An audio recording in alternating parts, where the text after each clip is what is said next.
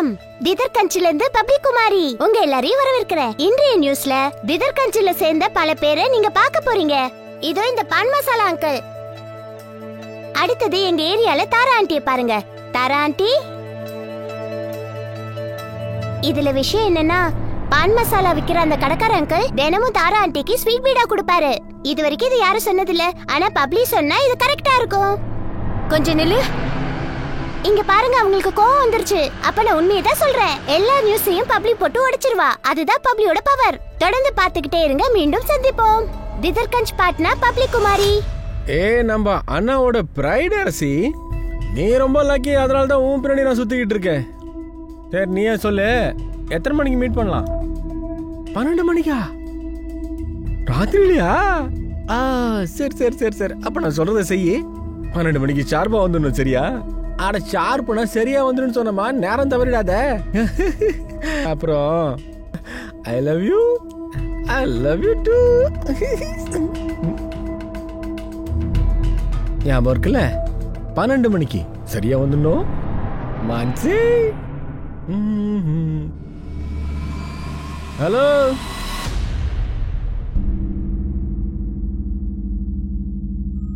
மறுபடியும் வெண்டக்காவா? காலையிலேயே வா. சாப்பிட்டு சாப்பிட்டு வெறுத்து போச்சு. வேற எதுவுமே உனக்கு பண்ண தெரியாதா? அந்த அளவுக்கு அக்கறை இருந்தா சீக்கிரமா வீட்டுக்கு வாங்க. அப்படி வரும்போது கொஞ்சம் காய்கறியும் வாங்கிட்டு வாங்க. காய்கறி வாங்குற அளவுக்குலாம் எனக்கு பொறுமை இருக்கா என்ன? இவன் வீட்டில் சும்மா தானே இருக்கான், போய் வாங்கலாம்ல.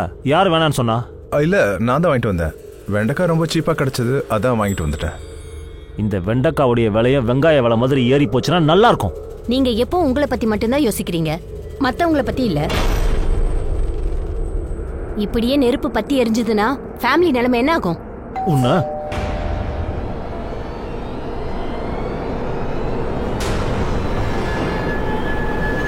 வந்துட்டியா? நாள் முழுக்க வெயிலே சுத்தி திரி. நீ கலர் கம்மி ஆயிட்டனா யாரும் கட்டிக்க மாட்டாங்க. சன்ஸ்கிரீன் போட்டுட்டு தான் போயிருக்கேன், அதனால ஒன்னும் ஆகாது. எதுக்குமா கண்ட கண்ட பொருளெல்லாம் வாங்கி உன் முகத்துல தேய்ச்சி உன் அழகிய கெடுக்கிற? நீ அழகா தானமா இருக்க. ஓரளவுக்கு தான் அழகா இருக்கேன். என் ஃப்ரெண்ட்ஸ் எல்லாம் எப்படி கிண்டல் பண்றாங்க தெரியுமா? அதுக்கும் நீங்க தான் காரணம். நீங்களும் அம்மா மாதிரி வெள்ளை வெள்ளைன்னு இருந்திருந்தா நானும் அழகா பிறந்திருப்பேன். ரொம்ப தான் வாயாயிடுச்சு. போய் கையை கழுவிட்டு வந்து சாப்பிடு.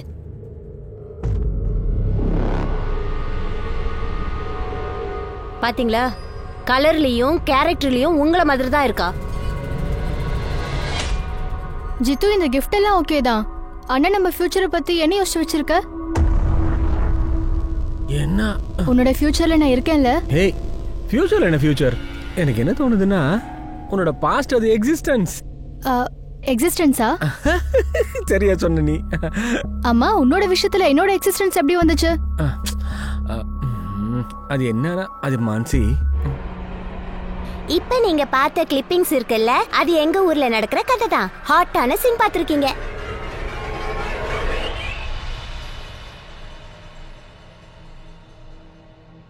எக்ஸாம் ஃபார்ம் கொடுத்துட்டியா? வேலை செய்யாம தப்பிக்க பிரியா நல்ல ஒரு வழியை கண்டுபிடிச்சு வச்சிருக்கா. உலகத்துல இருக்க நல்ல எக்ஸாம்ஸ், படிப்பு, இது எல்லாத்தையும் இவதான் பண்ணுவா. நான் இந்த வீட்ல வேலைக்காரி மாதிரி வேலை செய்யறேன். மருமகளே, நீ இன்ஜினியர் ஆக போற? அவதானே ஆக போறா. அவ படிச்சுதானே ஆகணும். அவ என்ன படிக்கிறா, எந்த அளவுக்கு படிக்கிறான்னு எனக்கு தெரியும். சும்மா என் வாயை கிளறாதீங்க, அதான் நல்லது. அம்மா மருமகளே, ஏமா மாமியார்கிட்ட இப்படி எடுத்தறிஞ்சு பேசுற? அப்படியா? யார்கிட்ட என்ன பேசணும்னு மருமகளுக்கு நீங்க கிளாஸ் எடுக்க வந்திருக்கீங்களா என்ன? அப்படின்னா அதுல கொஞ்சமாவது உங்க பொண்ணுக்கு நீங்க கத்து குத்துருந்தா இந்த நிலைமை வந்திருக்காது இல்லையா? ஆர்த்தி, நீ எதுக்கு தேவையில்லாத பிரச்சனை எல்லாம் கிளப்பிக்கிட்டு இருக்க? தினம் இந்த மாதிரி பஞ்சாயத்து பண்ணலன்னா உனக்கு தூக்கமே வராதா? பஞ்சாயத்தை விரும்பல. அப்படின்னா அவளை கிச்சனுக்கு வந்து எனக்கு ஹெல்ப் பண்ண சொல்லுங்க. ஒட்டுமொத்த குடும்பத்துக்கு என்னால சமைச்சு கொட்ட முடியாது. எப்ப பார்த்தாலும் நான் மட்டும்தான் உன் கொடுமையை தாங்கிட்டு இருக்கேன். இப்ப வேலையை கெடுக்க வந்துட்டியா? பாருங்க, நான் இங்க உங்களுக்கு வேலை செய்யும் போது நீங்க எனக்கு பணம் கொடுத்தீங்க, வேலை தான் கொடுத்துருக்கீங்க, உதவி ஒன்றும் செய்யல. இது என்னுடைய நிலம், நான் என்ன வேணாலும் செய்வேன், நான் நினைச்சதை செய்வேன். அப்படியா? நாங்க வேடிக்கை பார்த்துட்டு சும்மா இருப்போமா? பயந்து ஓடுற போறோமா? நாள் முழுக்க உன் கூட்டாளிங்க கூட சேர்ந்து இங்க உட்காந்து கூத்தடிச்சுட்டே இருக்கல. நீ என்னங்க பேசுறீங்க? நீங்க உங்க ஜாதியில பிறந்திருக்கீங்க, அதுல தப்பு என்ன இருக்கு? பேசாத, தள்ளிப்போ. இங்க பாருங்க, இது என்னுடைய நிலம், நான் கண்டிப்பா இதை கட்டுவேன். நீங்க என்ன வேணுமோ செய்யுங்க, நான் இங்க ஒரு லெட்டின் கட்டியே தீர்வேன். வேண்டாம், ஒரே செகண்ட்ல உன் தலைய ரெண்டாக்கிடுவேன், ஜாக்கிரதை. நீ எப்படி கட்ட நானும் பாக்குறேன்டா. கட்டி கிழிக்க போறியா? அவரை விட்டுடுங்க, நாங்க போலீஸ்க்கு கால் பண்ணுவோம். எங்க கிட்ட ப்ரூஃப் இருக்கு. அட பிரமாதம், வேணாம். ஏய், நீ போலீஸை கூப்பிடுவியா? உங்ககிட்ட ஆதாரம் இருக்கா? ஆதாரத்தை அழிச்சுட்டா? ஏய் வேண்டாம், சொன்னா கேளு. பெரியவங்க பேசிட்டு இருக்கும்போது சின்ன பசங்க வாயெல்லாம் திறக்க கூடாது. அப்படி இல்லைன்னா பெரியவங்களுக்கு கொடுக்க வேண்டிய தண்டனை சின்ன பசங்களுக்கு கிடைச்சிச்சுன்னா நீ என்னடா பெரிய ஊர் தலைவரா? நீ உன் குடும்பம் முழுசையும் வெட்டி இதே இடத்துல புதைச்சிட்டு போயிட வேண்டாம். இந்த கதை பீகார்ல பாட்னா சிட்டில இருக்கிற 2 பொண்ணுங்களை பத்தின கதை. 2 பேருக்கும் வேற வேற வயசா இருந்துச்சு. ஒரு பொண்ணு 19 வயசான பிரியா பாட்னால மேற்கு பகுதியில டானாபூர்ங்கிற ஊர்ல இருந்திருக்காங்க. அடுத்து 11 வயசான பப்ளி இவளோட பூர்வீக ஊரான பாட்னால தங்கி இருந்தாங்க. 2 பேருடைய வாழ்க்கையும் வேற வேற மற்றும் லைஃப் ஸ்டைலுமே வித்தியாசமான ஒண்ணு. ஆனா ஏதோ ஒரு இடத்துல 2 பேரும் விதிவசத்தால மற்றும் துரதிருஷ்டவசத்தாலையும் 2 பேரும் ஒன்னாவே இணைஞ்சிருக்காங்க.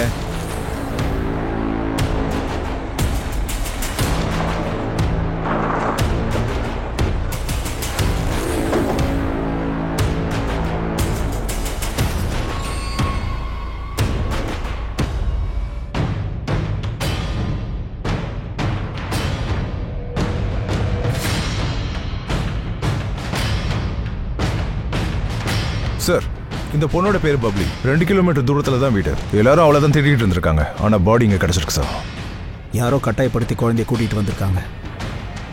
ஆளே இல்லாத இடத்துக்கு குழந்தைய கூட்டிட்டு வந்திருக்கானா கண்டிப்பா ரேப் பண்ணிருப்பான். ஒரு நிமிஷம் சார், நீங்க எல்லாரையும் விசாரிச்சு சார், நாம குழந்தையோட ஃபேமிலியை பார்க்கலாம்.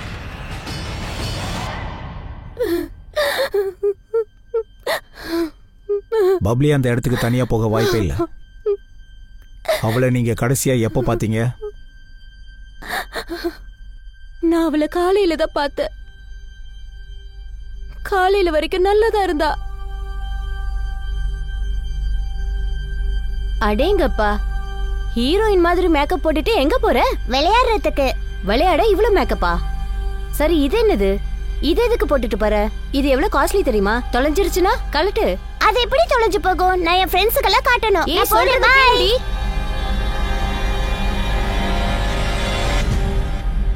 எந்த பசங்களோட விளையாட போனா?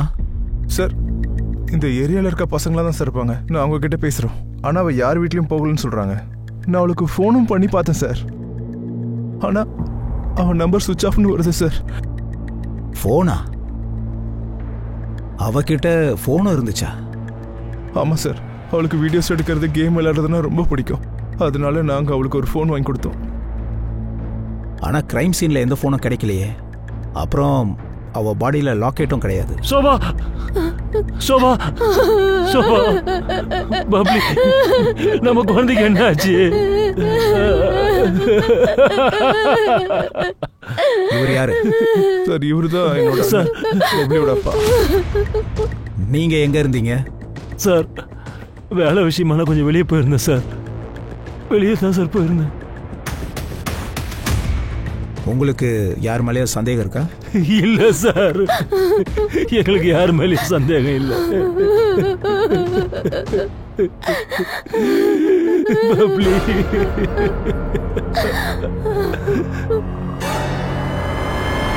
இவங்க யாரும் பேசுற நிலைமையில இல்ல. அக்கம் பக்கத்துல விசாரிச்சு பாரு. யார் கூடயாவது அவ கிரைம் சீனுக்கு போனதை பார்த்தாங்களான்னு கேளு.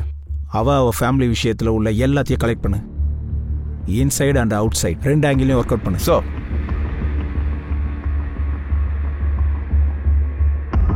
11 வயசான பப்ளி தன்னுடைய குறும்புத்தனத்தால ஏரியாவில் ரொம்பவே பிரபலமா இருந்தா. ஆனா இந்த கேஸுக்கும் இவளோட ஆட்டிடியூடுக்கான சம்பந்தம் இருக்கு. இணைப்புகள் சரியா வரலதான். சார், நம்ம நினைச்ச பப்ளியை யாரோ ரேப் பண்ணிருக்காங்கன்னு. ஆனா பிஎம் ரிப்போர்ட்ல அந்த மாதிரி எதுவுமே இல்லையே சார். மரணத்துக்கான காரணம்? அவளோட தலையில 4-5 இன்ச்சுக்கு ஒரு காயம் இருக்கு. பிஎம் ரிப்போர்ட் படி பார்த்தா அவளோட தலையை ரொம்ப ஸ்ட்ராங்கா எங்கேயோ இடிச்சிருக்காங்க சார். அதனால தான் அவ இறந்து போயிருக்கா. வேற ஏதாவது தெரிஞ்சுதா? சார், இவளோட அப்பா அம்மாவோட ரிலேஷன்ஷிப் ரொம்ப ஸ்மூத்தாலாம் இல்லை. எப்பவும் சண்டையில தான் இருந்திருக்காங்க. எந்த விஷயத்துக்காக? அஃபேர். நான் இன்ஃபார்மர் கிட்ட சொல்லிடுறேன் சார். அப்புறம் தான் தெரிஞ்சது, இந்த பப்ளியோட ஃபாதர் உமேஷ் சோன்பூர்ல இருக்கிற ஒரு பொண்ணு கூட அவருக்கு கனெக்ஷன் இருந்திருக்கு சார்.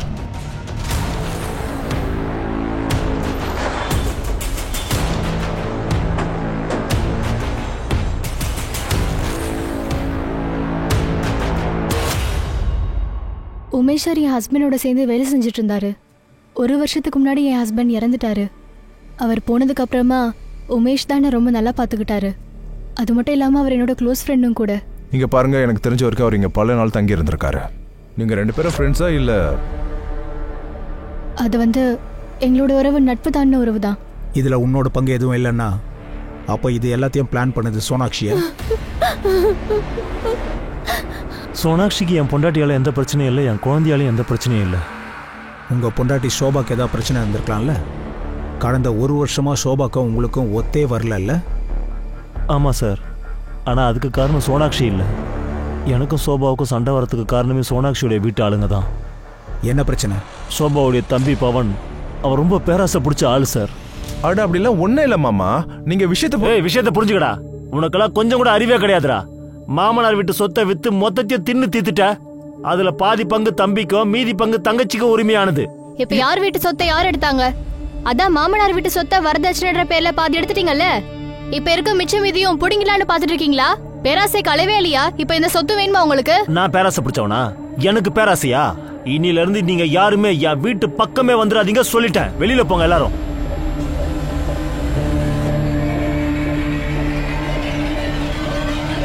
அதுக்கப்புறம் நானும் சோபாவும் அந்த வீட்டு பக்கமே போனது கிடையாது.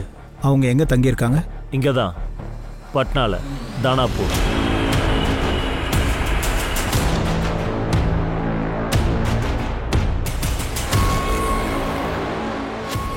பப்ளி கொலை பண்ணிட்டாங்களா?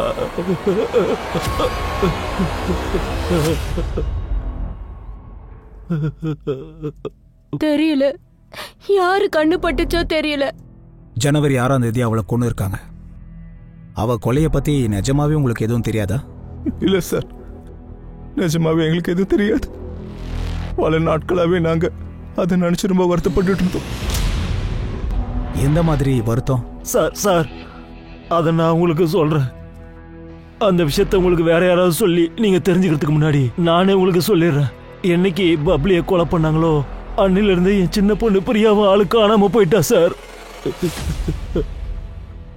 ஆனா உங்க பெரிய பொண்ணு சோபா இதை பத்தி சொல்லவே இல்லையே.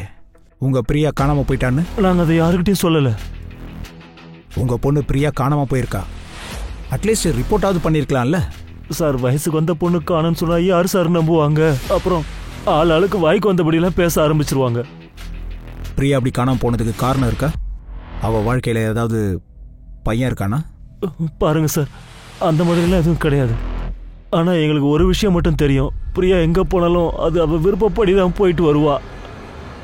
ஏன்னா அவ அப்படி காணாம போறதுக்கு ஒரு நாளுக்கு முன்னாடி மாப்பிள்ளை வீட்டுக்காரங்க அவளை பார்க்க வந்தாங்க. எனக்கு கல்யாணத்துல விருப்பம் இல்ல, நான் முதல்லயே சொல்லிட்டேன். நான் இன்ஜினியரிங் படிக்கணும், என்ன விட்டுருங்க. நீ இன்ஜினியரிங் பண்ணு, டாக்டர் பண்ணு, சயின்டிஸ்ட் பண்ணு, எதை வேணா பண்ணு. முதல்ல எங்க தலை மேல இருக்க பாரத்தை இறக்கி வச்சிரு. நான் இங்க தங்குறதோ சாப்பிடுறதோ உங்களுக்கு கஷ்டமா இருந்துச்சுன்னா தயவு செஞ்சு சொல்லிடுங்க. நான் இங்க இருந்து கிளம்பிடுறேன், ஹாஸ்டல் போயிடுறேன். சும்மா ஆடு மாடு மாதிரி எவனுக்காவது தலையில கட்டி வச்சு என் வாழ்க்கையை கெடுத்துறாதீங்க. 4 எழுத்து படிச்ச உடனே திமிரு வந்துச்சுல உனக்கு. எங்களையும் எதிர்த்து பேசுறியா? நாங்க உன் லைஃபை கெடுக்கிறோமா? அவங்க எங்க உனக்கு சம்பந்தம் பேசியிருக்காங்களோ அங்கதான் உனக்கு கல்யாணம் நடக்கும், சரியா? பிரியா கல்யாணம் பண்ணிக்க விரும்பல சார். அவ படிக்கணும்னு நினைச்சா, அதனால்தான் அவ எங்கேயோ போயிட்டா சார். ஒருவேளை பிரியா காணாம போனதுக்கான உண்மையான காரணத்தை மறைக்கிறீங்களா? இல்ல சார், நாங்க எந்த விஷயத்தையும் மூடி மறைக்கல. வழக்கம் போல நான் காலேஜ் போறேன்னு சொல்லிட்டு தான் போனா. அம்மா நான் காலேஜ் போறேன். ஒரு நிமிஷமா? அம்மா எனக்கு ஞாபகம் இருக்கு, வரும்போது பீடா வாங்கிட்டு வந்துடுறேன், சரியா? என்ன பிரியாவை காணுமா? ஆமா, பப்ளியை கொலை பண்ண அன்னைக்கு தான் பிரியாவும் காணோம். பப்ளியோட கொலையில பிரியாவுக்கு பங்கு இருக்கா? இல்ல சார், பிரியா பப்ளியை ரொம்ப பிடிக்கும். சோபா நீ ஏதாவது சொல்லு சார்.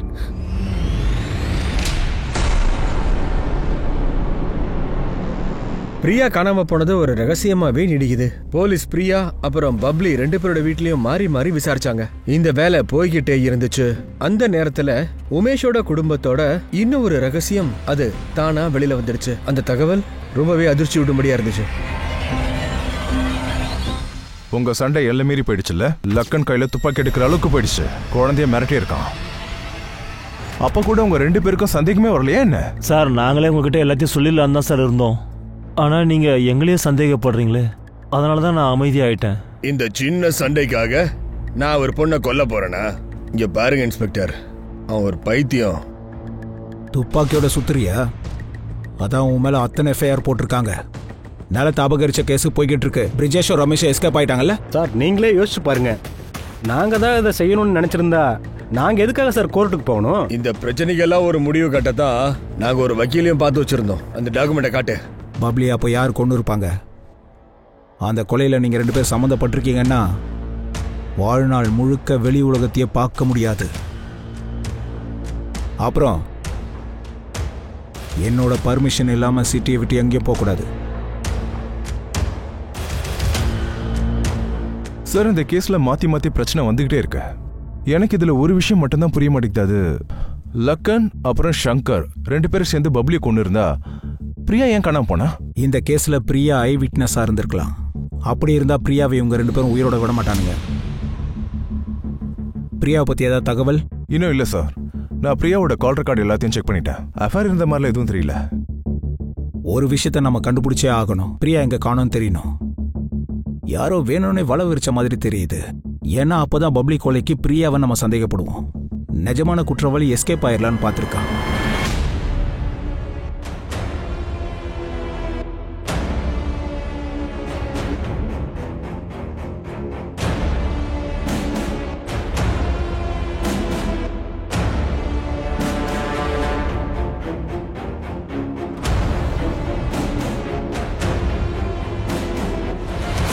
சார் சார், பிரியா வீட்டிலேருந்து நமக்கு ஒரு தகவல் வந்திருக்கு சார். பிரியாவோட அண்ணனுக்கு அவங்க மாமியார் வீட்டு ஆளுங்களுக்கு சுத்தமாக செட் ஆகாதா சார்? எப்பவுமே ஒரே சண்டையாக தான் இருக்குமா சார்? அட எதுக்கு சார் தலையை சுத்தி மூக்க தொடுறீங்க? கேட்க வந்த விஷயத்த நேரடியா கேளுங்க. இவங்களுக்கு நான் மட்டும் இல்ல, யார் வேணா எதிரியாவாங்க. என்னோட புகுந்த வீட்டு ஆளுங்க ரொம்ப மோசமானவங்க. இப்ப என்ன சொல்ல வரீங்க? கிளியரா சொல்லுங்க. ஐயோ சார், இவங்க என் விஷயத்துல பெரிய ஃப்ராட் வேலை பண்ணிருந்தாங்க. கல்யாணத்துக்கு முன்னாடி என்கிட்ட சொன்னாங்க பவன் சாருக்கு கவர்மெண்ட் வேலைன்னு. அதை நம்பி எங்க அப்பா வேற முழுசா 7.5 லட்சம் ரூபாய் வரதட்சணையா உங்களுக்கு கொடுத்திருக்காரு. இன்னும் சொல்ல போனா எங்க அண்ணன் கல்யாணத்துக்கு முன்னாடி டிவி, ஃப்ரிட்ஜ், டைனிங் டேபிள்னு எல்லாத்தையுமே வரதட்சணையா கொடுத்திருக்காரு. ஆனா உண்மை எனக்கு அப்புறம் தான் தெரிஞ்சது, அவருக்கு எந்த கவர்மெண்ட் வேலையும் இல்லைன்னு. இல்ல சார், நான் அதுவும் போயெல்லாம் சொல்லியே. கல்யாணத்துக்கு முன்னாடியே நான் என்னோட ரிட்டன் எக்ஸாம் எல்லாத்தையும் எழுதிட்டேனே சார். அது நான் கல்யாணத்துக்கு அப்புறம் இன்டர்வியூல தான் மாட்டிக்கிட்டேன். கல்யாணத்தில் நான் எதெல்லாம் வாங்கிட்டு வந்தேனோ மாமா வந்து அவ பேர்ல எல்லாத்தையும் எழுதி வைக்கிறதா சொன்னாரு. கல்யாணத்துக்கு அப்புறம் இவன் என்னோட வாழ்க்கையை நாசம் பண்ணிட்டா சார். இவன் பொண்டாட்டியை சந்தேகப்படுறியா? அதனால தான் பிரியாவ. இல்ல சார், நான் அந்த மாதிரி எதுவுமே சொல்லியே. அப்ப என்னதான் சொல்ல வர? அட அவர் என்ன சார் சொல்லுவாரு? அவர் வாயால தங்கச்சியை குறை சொல்ல மாட்டாருல்ல. இப்போ உண்மை என்னன்னு உங்களுக்கு நான் சொல்றேன். அது வந்து பிரியாவ பாய் ஃப்ரெண்ட் கூட ஓடி போயிட்டா. அப்படியா? அப்போ பிரியாவோட பாய் ஃப்ரெண்ட் யாரு? அதெல்லாம் எனக்கு தெரியாது சார். ஆனா இந்த பிரியா ஒரு பிடிவாதக்கார பொண்ணு. காலேஜ், ஸ்பெஷல் கிளாஸ், அது இதுன்னு எப்ப பார்த்தாலும் வீட்லயே இருக்க மாட்டா, வெளியே சுத்திட்டு இருப்பா. ராத்திரி நேரத்துல எப்ப பார்த்தாலும் வெளியே நின்று போன் பேசிக்கிட்டே இருப்பா. ஆமா சார். பிரியா நைட் டைம்ல இங்க இருந்து என்ன பண்ணிட்டு இருக்க? ஓகே, நான் அப்புறம் கால் பண்றேன். அண்ணி சும்மா என்ன கேள்வி கேட்காதீங்க. நான் உனக்கு கேள்வி கேட்க வரல, உனக்காக டீ கொண்டு வந்திருக்கேன். ஆனா இன்வெஸ்டிகேஷன் டைம்ல பிரியாவுக்கு பாய் ஃப்ரெண்ட் இருக்கிற மாதிரி தெரியலையே. ஒருவேளை எங்க கிட்ட ஏதாவது மறைக்கிறீங்களா? இதெல்லாத்தையும் மூடி மறைக்கிறது அவங்க தான் சார். எப்படி உங்களை சுத்த விட்டுருக்காங்க பாத்தீங்கல்ல. இப்பவும் நீங்க ஏமாந்து போய் நிக்கிறீங்க. நான் சொல்றேன் சார், கண்டிப்பா அவ எங்கேயாவது போய் பதுங்கி இருப்பா. அவ பாய் ஃப்ரெண்டு கூட சேர்ந்து யாரை பழிவாங்களான்னு யோசிச்சுக்கிட்டு இருப்பா. எத்தனை மணிக்கு சந்திப்போம்? சரி, okay. I love you two.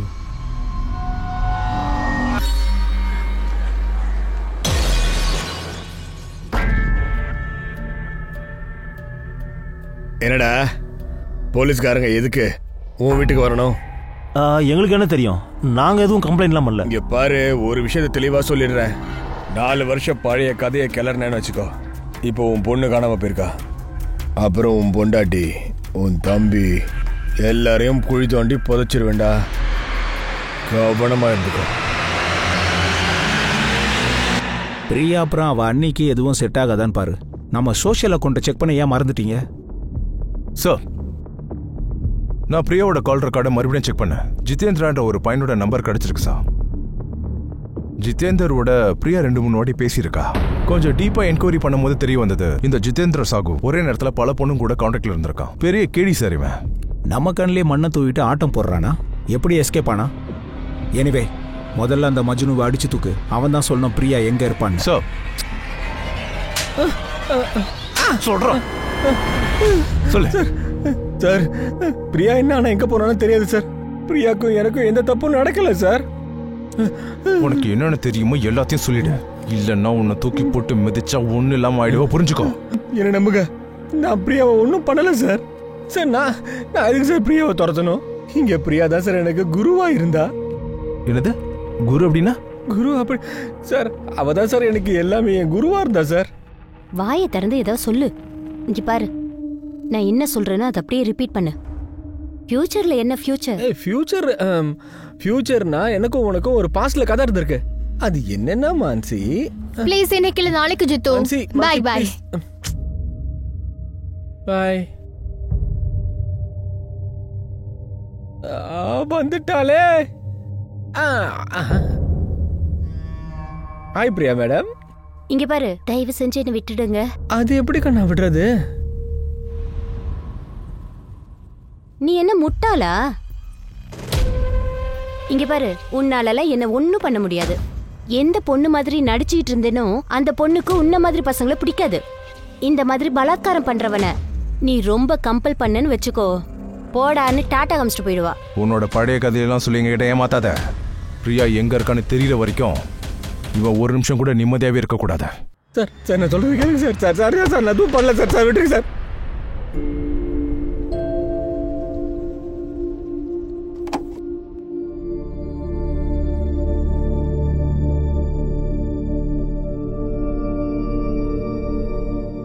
அண்ணி,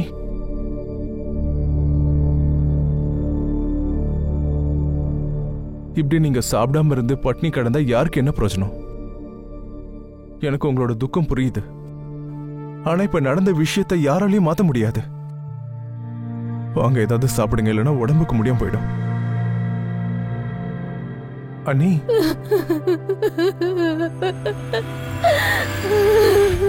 இங்க பாருங்க சார், இது பிரியாவோட சோசியல் மீடியா அக்கௌண்ட். இதில் அவன் நிறைய பேர் கூட சாட் பண்ணியிருக்கா சார். சாட்டிங் மட்டும் இல்லாமல் வீடியோ கால் மூலமாகவும் பேசியிருக்கா. அதனால தான் பிரியாவை பற்றி விசாரிக்கும் போது நமக்கு எதுவுமே கிடைக்கல சார். அவன் பேர் என்ன? எவன் கூட சாட்டிங் பண்றா? பிரமோத் சுக்லா, மனோஜ் ராஜ்புட், அப்புறம் தருண்ராஜ். சார், அந்த ஜிதேந்திரா எதுவும் சொல்ல மாட்டேங்கிறான். பிரியா எங்க போனானே தெரியாதுன்னு சொல்றான். சரி, அவனை போக விடு. ராஜனை க்ளோஸா வாட்ச் பண்ண சொல்லு. அப்பதான் தெரியும் நிஜமா நடிக்கிறானா இல்ல விளையாடுறானான்னு. முதல்ல அந்த 3 பேரையும் மீட் பண்ண வேண்டியதான்.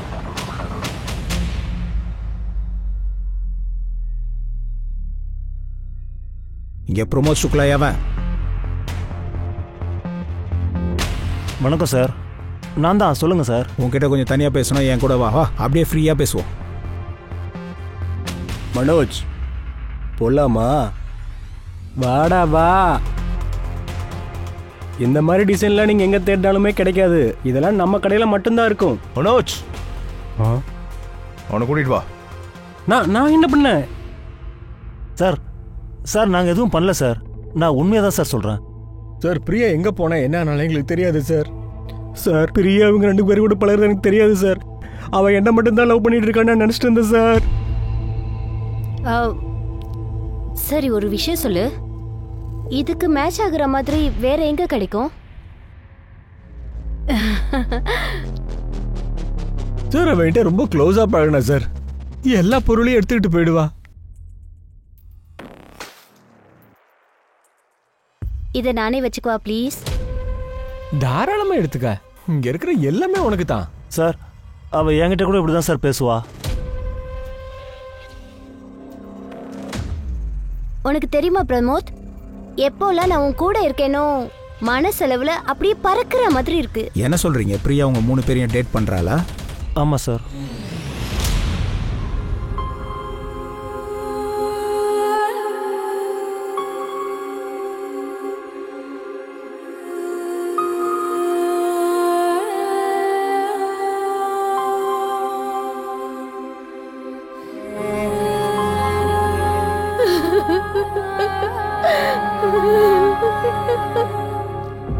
சோபா,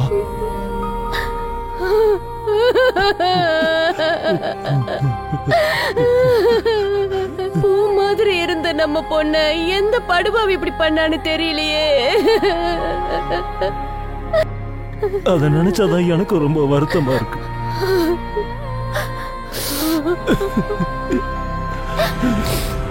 அப்பா கிட்ட பேசுனீங்களா?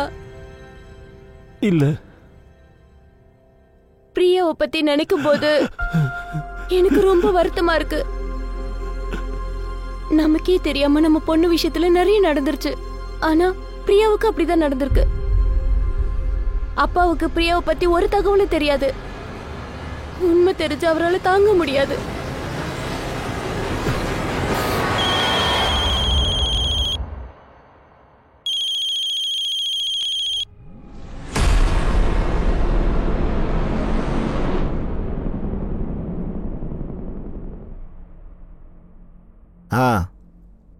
எல்லாரும் கொஞ்சம் அமைதியாக இருங்க. இப்போ எதுவும் பண்ண தேவையில்லை. டைம் வரும்போது அண்ணன் சொல்லுவார் என்ன பண்ணணுன்னு. ஓகே.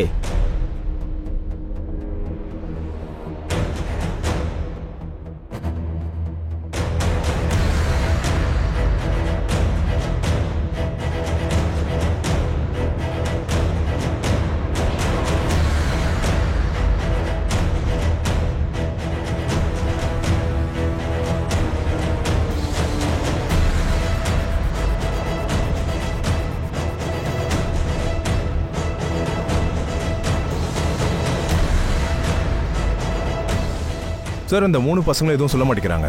பண்ண எதையும் ஒத்துக்கவும் மாட்டேங்கிறானுங்க. பப்ளியோட கொலை, பிரியா காணாம போனது எல்லாமே எனக்கு தெரிஞ்சாகணும். Okay sir. ஒரு நிமிஷம் இரு. சிசிடிவி ஃபுட்டேஜ் கிடைச்சதா? இல்ல சார், எங்க திருட்டு வண்டி விற்கிறாங்களோ அங்க நான் விசாரிச்சுட்டேன். அந்த ஸ்கூட்டி பத்தி எதுவும் தெரியல. இந்த கால மனிதர்களுக்கு பல முகங்கள் இருக்கு, அது வெளியில தெரியவே தெரியாது. ஆனா பிரியாவோட வாழ்க்கை சாதாரண வாழ்க்கை இல்ல. அவ 2 விதமான வாழ்க்கை வாழ்ந்திருக்கா. பிரியாவோட தனித்தன்மையோட ஆதாரம் மனோஜ், பிரமோத், தருண். போலீஸ்கிட்ட கிடைச்சி அவங்க உண்மையை சொல்லிட்டாங்கன்னா அது கற்பனைக்கு எட்டாத ஒரு விஷயமா மாறிடும். பிரியாவும் தான் விருப்பப்படி தான் வீட்டை விட்டு வெளியில போயிருப்பான்னு நம்பினாங்க. ஆனா இதுல இன்னொரு கேள்வியும் இருக்கு. அது என்னன்னா, பிரியாவுக்கு நிறைய எதிரிகள் இருந்தாங்க. பிரியா காணாம போனதுக்கு பின்னாடி ஒருவேளை இதுல இவங்க யாருக்காவது உள்குத்து இருக்குமா? போலீஸ் இந்த பப்ளியோட கேஸ்ல இப்ப கூட ஒரு எவிடன்ஸை தேடி அலைஞ்சுக்கிட்டு இருக்காங்க. அப்பதான் இவங்களுக்கு பப்ளியோட காணாம போன போன் டீடைல்ஸ் கிடைச்சிருக்கு. சார், ஒரு ஆள் வந்து இந்த ஃபோனை இங்கே விற்றுட்டு போயிட்டான். கேட்ட ரேட்டுக்கு கொடுத்தா அதனால் வாங்கிக்கிட்டேன். இப்போ தான் ரிப்பேர் பண்ணலான்னு ஆன் பண்ணேன் சார். இங்கே சிசிடிவி ஏதாவது ஃபிக்ஸ் பண்ணியிருக்கீங்களா? இல்லை சார். சரி, இந்த ஃபோட்டோவில் இருக்கிறவங்க யாராவது மொபைல் விற்க வந்தாங்களா? நல்லா பார்த்து சொல்லுங்கள். இல்லை சார். உங்களுக்கு அடையாளம் தெரியும்னா ஸ்கெட்ச் ரெடி பண்ணி எங்களுக்கு ஹெல்ப் பண்ணுவீங்களா? உங்களுக்கு இந்த 4 பசங்களையும் தெரியுமா? இல்லை சார். யார் இவங்க? இந்த 4 பசங்களோடவும் பிரியாவுக்கு அஃபேர் இருந்திருக்கு. என்னது? இருக்காது சார். உங்களால அவளை தேடி கண்டுபிடிக்க முடியலன்றதுக்காக அவளை பழி சொல்லுவீங்களா? அவ ரொம்ப டாப்பரான பொண்ணு சார். இந்த மாதிரி விஷயத்தெல்லாம் அவளுக்கு எந்த சம்பந்தமும் இருக்காது. எனக்கு நல்லா தெரியும். நம்ம பக்கத்துல இருக்கிற பல பேருக்கு பல முகங்கள் உண்டு. அதனால இதுவும் உண்மைதான். எனக்கு இது முதல்ல தெரியும். இந்த பசங்களையா? இல்ல, அந்த பிரியாவோட லட்சணத்தை.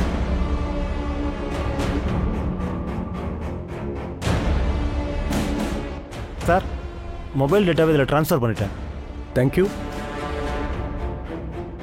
இங்கே பாருங்கள் சார், பப்ளியோட மொபைல்லேருந்து நமக்கு ஒரு டேட்டா கிடச்சிருக்கு. ஷாக்கிங். 2 பேரும் உடனே கூப்பிடு. Okay sir.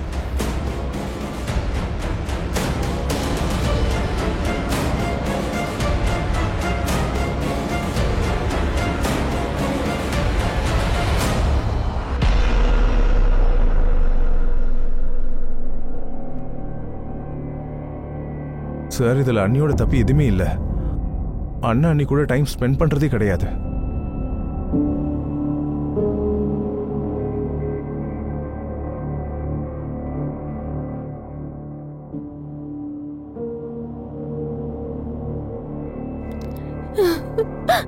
அண்ணி, நீங்க இந்த ராத்திரி நேரத்துல எங்க எதுக்கு வந்தீங்க?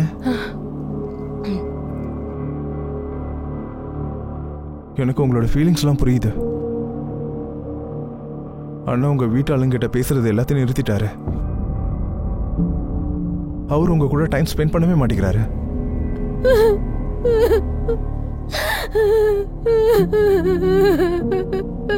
சரி, அழாதீங்க.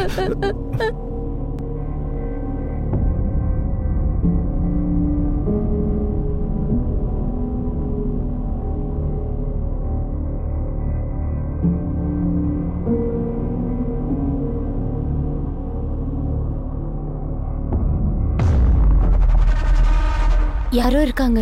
ஒருவேளை பப்ளி எழுந்துச்சுடா. ரூம்ல போய் பார்க்கலாம். நாங்க நினைச்ச பப்ளி தான் எங்களை பார்த்துட்டானே. அதை வெரிஃபை பண்ண நாங்க ரூமுக்கு போனோம். அங்க பப்ளி தூங்கிட்டு இருந்தா. ஆனா பப்ளி எங்களை வீடியோ எடுத்த விஷயம் எங்களுக்கே தெரியாது சார். மற்றபடி நாங்க எதுவும் பண்ணல. அப்புறம் இன்னொரு விஷயம் சார், அது அண்ணன் உங்ககிட்ட கண்டிப்பா சொல்லியிருக்க மாட்டாரு. என்ன விஷயம்? எனக்கு என்னவோ சங்கரும் லக்கனும் சேர்ந்துதான் பப்ளியை கொண்டு இருப்பாங்க. சங்கர் எப்பவுமே அண்ணி மேல கண் வச்சிருப்பான். இது வரைக்கும் புரியலன்னா புரிஞ்சுக்கோ. அந்த டாக்கூர் எங்க போனா? வா போலாம்.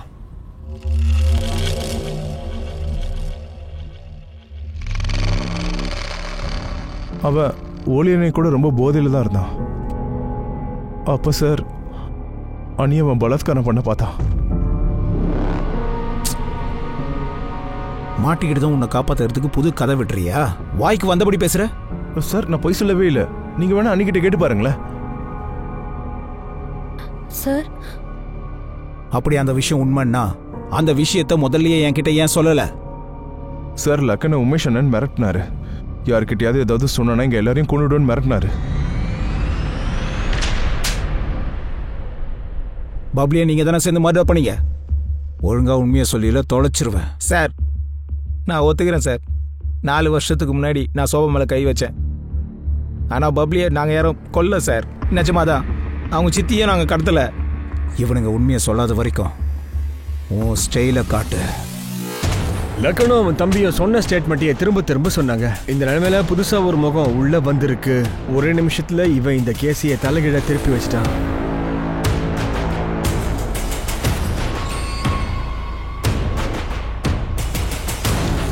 சார் இந்த ஆளோட ஃபேஸ் கட்டு நம்ம சந்தேகப்பட்ட யார் கூட மேட்ச் ஆகலையே. இவன் யாரா இருப்பான்? ஒருவேளை இவன் தான் அவனா? இவனை தான் பப்ளியை கொல்றதுக்கு ஹையர் பண்ணாங்களா? அப்படி பப்ளியோட மொபைல் அவன் கிட்ட இருந்துச்சுன்னா அப்போ பப்ளியோட லாக்கெட்டும் அவன் கிட்ட தான் இருக்கணும். ஒருவேளை இந்த ஆளுக்கு இந்த 3 பேரோட சார் நான் அந்த 3 பேரோட கால் ரெக்கார்ட்ஸ் லொகேஷன் ட்ரேஸ் பண்ணிட்டேன். அதுலேருந்து நமக்கு என்ன தெரியுதுன்னா, பிரியா காணாமல் போகிறதுக்கு 2 நாளைக்கு முன்னாடி இவங்க 3 பேருமே டச்சில் இருந்திருக்காங்க. அதுக்கு முன்னாடி இவங்க பேசிக்கிட்டதே கிடையாது. பிரியா காணாமல் போனதுக்கப்புறமா அவளோட பாடி நமக்கு கிடைக்கும் போது இந்த 3 பேருமே ஒரே லொக்கேஷனில் தான் இருந்திருக்காங்க.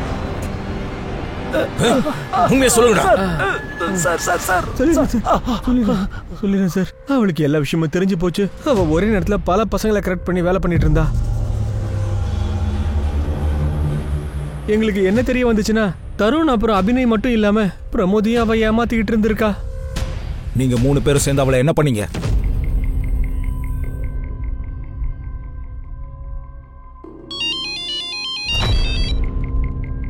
வாயை திறந்து ஏதோ சொல்லு. சாரி, ரொம்ப அர்ஜென்ட். நாங்க ரொம்ப டென்ஷன்ல இருக்கோம். எங்க அம்மாக்கு உடம்பு சரியில்லை. எனக்கு உன்னை இப்போ பார்க்கணும் போல இருக்கு. உன்கிட்ட பணம் இருந்தா அப்படியே எடுத்துட்டு வரியா? ஏன்னா எனக்கு இப்போ கொஞ்சம் தேவைப்படுது. சரி நான் வரேன்.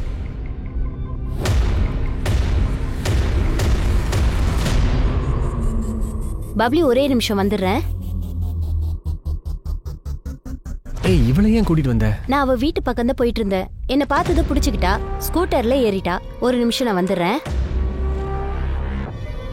கொஞ்ச நேரத்துக்கு இங்கே இரு, நான் வந்துடுறேன். சரியா? சரி.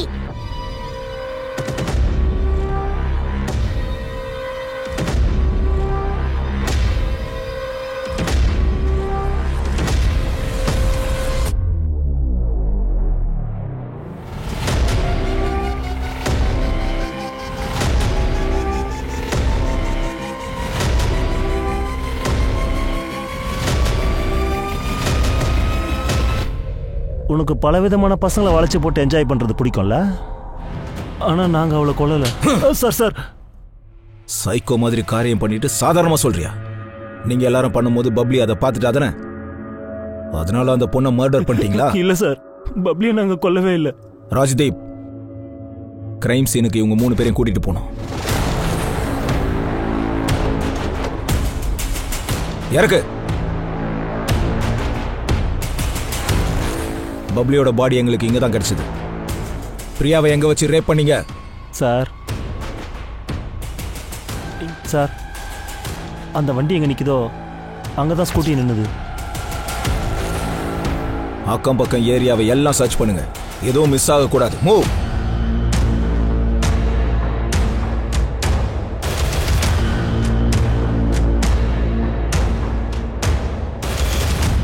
சார் சார் இங்க வாங்கல சார். இந்த இடத்த பார்த்தா மட்டும் கொஞ்சம் டவுட்டா இருக்கு சார்.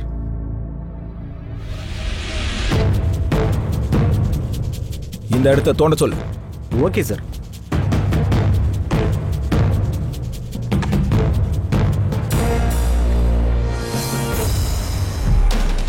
சார் இது பிரியா தான். அபிஷேக் சார் பாடியை போஸ்ட்மார்ட்டம்க்கு அனுப்பு. இவங்க 3 பேரையும் லாக்அப்ல போடு. Okay sir. சார் ஒரு நிமிஷம் சார். ஒருவேளை பப்ளியும் பிரியாவையும் இவங்க தான் கொண்டு இருக்காங்கன்னா ஒரே இடத்துல புதைச்சிருக்கணும்ல. பிரியாவை இங்க புதைச்சிருக்கான், பப்ளியை வேற எங்கேயும் விட்டு போயிருக்கானுங்க. ஒருவேளை இவனுங்க சொல்றது உண்மையா இருக்குமா? கொலைகாரன் வேற யாரும். ராஜ்தீப், இப்பெல்லாம் எல்லாருக்கும் ரெக்கார்ட் பண்ற பழக்கம் இருக்கு. ஒருவேளை இந்த சம்பவம் நடந்தப்ப கண்டிப்பா ரெக்கார்ட் பண்ணி இருக்கணும். பப்ளியோட மொபைலை செக் பண்ணு, நல்லா செக் பண்ணு. ஒருவேளை அவன் மொபைல ஏதாவது டெலீட் ஆயிருக்கான்னு பாரு, உடனே ரெக்கவரி பண்ணு. ஸோ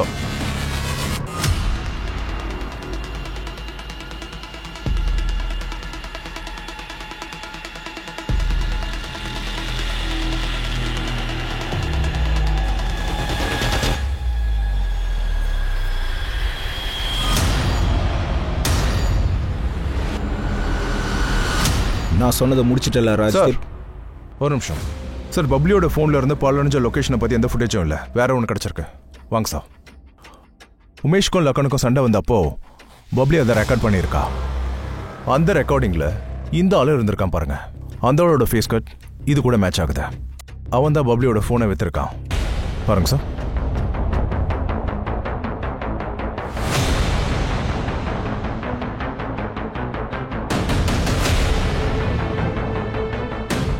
சொல்றா, உண்மை சொல்லு சொல்லு அபிஷேக். சார் சார் வீடு ஃபுல்லாக செக் பண்ணிட்டேன், ஆனால் எந்த டீட்டெயில்ஸுமே கிடைக்கல. ஆனால் பிரியாவோட ஸ்கூட்டி நம்பர் மட்டும் கிடைச்சிருக்கு சார்.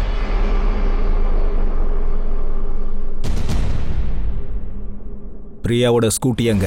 சார் நான் அதை பார்ட்டாக பிரித்து வெளியில் கொண்டு போய் வித்துட்டேன் சார். அப்போ பப்ளியோட மொபைல் அது உனக்கு எங்க இருந்து கிடைச்சது? சார் மொபைல் அது அது அங்கே பாலடைஞ்ச பங்களாவில் கிடைச்சது, எடுத்துகிட்டு வந்துட்டேன் சார்.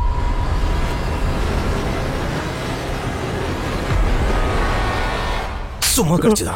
அங்க பப்ளிக்கும் பிரியாக்கும் என்ன சம்பந்தம்? பப்ளியோட லாக்கெட் எங்க?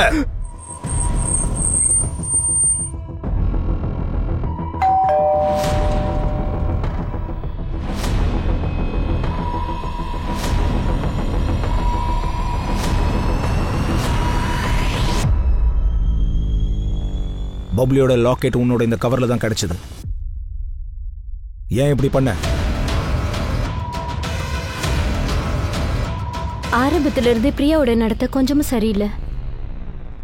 அவ படிப்புல நம்பர் 1 இருந்ததுனால நாங்க அவளை கண்டுக்கல. நீ எதுக்கு பிரியாவை கொன்ன? அன்னைக்கு பிரியா எங்க வீட்டுக்கு வந்திருந்தா. அவ பப்ளி அவ கூடயே கூட்டிட்டு போயிட்டா. எனக்கு அது தெரியாது. பப்ளி ரொம்ப நேரமா வீட்டுக்கு வரலன்னதும் நான் அவளை தேடி போனேன். பப்ளி பப்ளி அந்த இடத்துக்கு போனதும் பாலடைஞ்ச பங்களா பக்கத்துல பிரியாவோட ஸ்கூட்டி நிக்கிறத பார்த்தேன். பப்ளி பப்ளி அந்த பாலடைஞ்ச வீட்டுக்கு போனதும் அங்கிருந்து பப்ளியோட அழுகு சத்தம் கேட்டுட்டு இருந்துச்சு. பப்ளி அந்த பாலடைஞ்ச வீட்டுல போய் பார்க்கும்போது அப்பதான் உமேஷோட நம்பகமான தொழிலாளி ஜடாவுக்கு ஃபோன் பண்ணி மம்பட்டி எடுத்துட்டு வர சொன்னேன். அவனுக்கு 5000 ரூபாய் பணம் கொடுத்தேன். ஸ்கூட்டியையும் எடுத்துக்க சொன்னேன். பிரியாவோட பாடிய இந்த பாலடைஞ்ச பங்களாக்கு தூரத்துல கொண்டு போய் புதைக்க சொன்னேன். எனக்கு ஒரு விஷயம் புரியல. நீ பிரியாவோட பாடியை மண்ணுக்குள்ள புதைச்ச, பப்ளி எதுக்கு அங்கேயே விட்டுட்டு போன? அந்த நேரம் பப்ளியோட பாடியை பிரியா பாடியோட புதைச்சிட்டு போலாம்ல, ஏன் அப்படி பண்ணல? உன்னதான். ஏன்னா பிரியாவுக்கு இறுதி சடங்கு நடக்கிறத நான் விரும்பவே இல்லை. அவ வாழ்க்கையில செஞ்ச காரியத்துக்கு அவளுக்கு மோட்சமே கிடைக்க கூடாது. அவளாலதான் என் பொண்ணு பப்ளி பப்ளி இதுல பப்ளியோட தப்பு எதுவுமே இல்ல. அவ எல்லாருக்கும் செல்ல பிள்ளையா இருந்தா.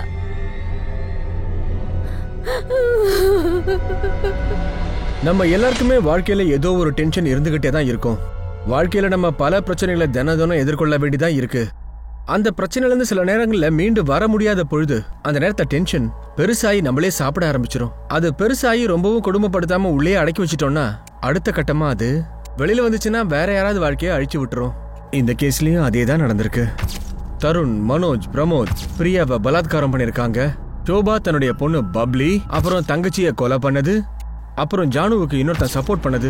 எவிடன்ஸ் எல்லாம் மொத்தமா அழிக்கிறதுக்கு பெரிய தப்பு பண்ணிருக்கா. நீதி அரசர் தீர்ப்புக்காக இப்ப எல்லாருமே காத்துக்கிட்டு இருக்காங்க. பிரியாவோட அப்பா தான் பொண்ணு பண்ண தப்ப இது வரைக்கும் ஏத்துக்கவே இல்ல.